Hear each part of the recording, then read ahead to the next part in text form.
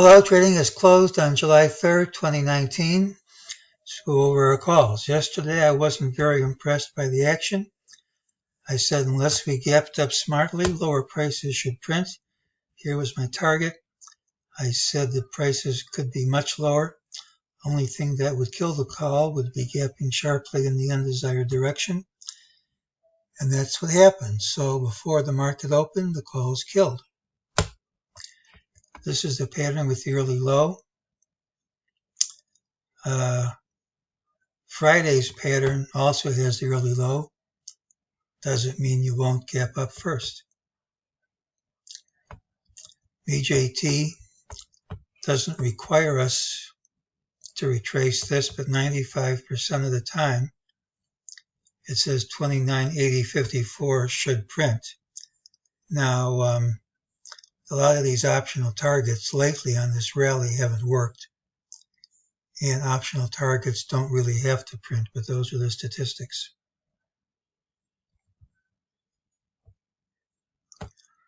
Well, here was my original target back around the middle 29.80s.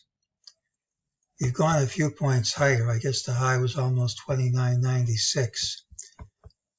If we do drop right from here, that's close enough for me. But if we go significantly higher, then this whole business did not identify the top. Right now, it's in the resistance area. It's also pretty close enough to this line, which identifies resistance right in this area.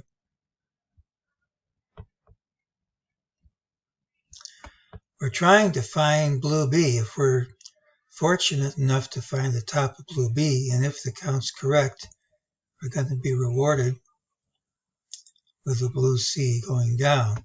So once we start dropping, and it's obvious the top's in, there should be significant downside, but so far it hasn't turned around.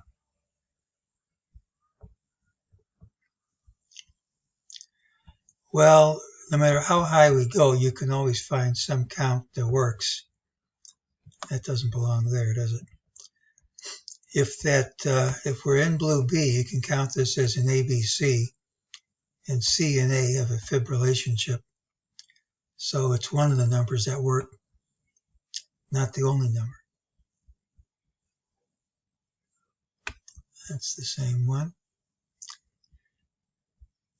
If you look at this last ABC, we've relabeled this as B, and if that's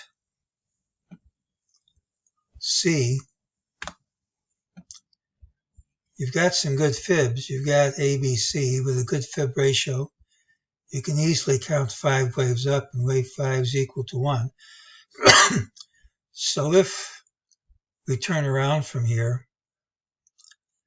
at least you have a count that works.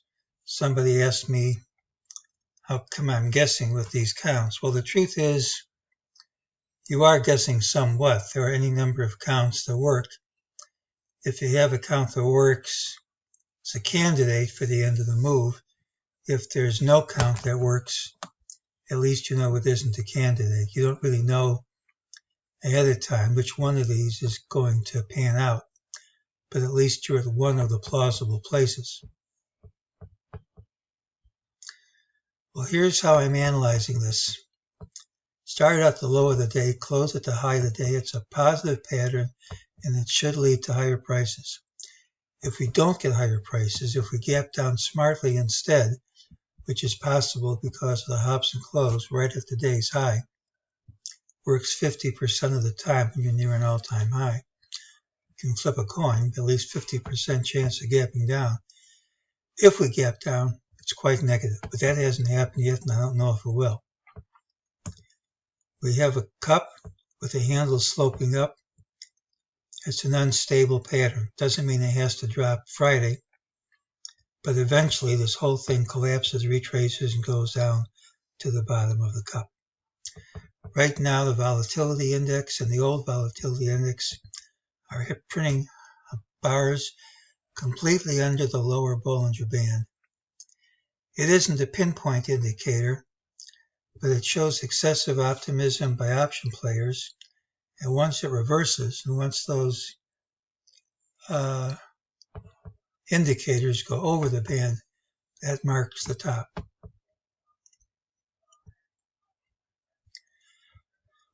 Well, this is my call, optionally, high chance, not guaranteed, for Friday.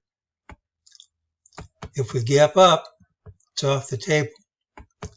If we gap down smartly, which is what the bears need here, if we gap down smartly, that should print. That, believe it or not, remains on the table. And this is a candidate for a high. But we haven't turned around yet. This week is statistically one of the most positive weeks of the year.